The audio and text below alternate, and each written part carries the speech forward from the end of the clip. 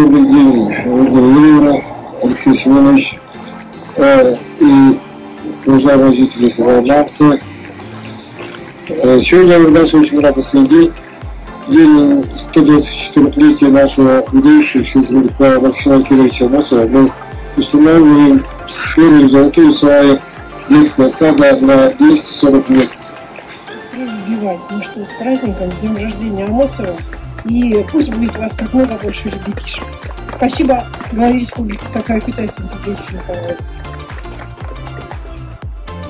Здравствуйте, жители Ленинского района, села Мамка. Добрый день, во-первых, поздравляю. Я долго говорить не буду, холодно на улице, коротко скажу. Во-первых, поздравляю вас с наступающим Новым годом.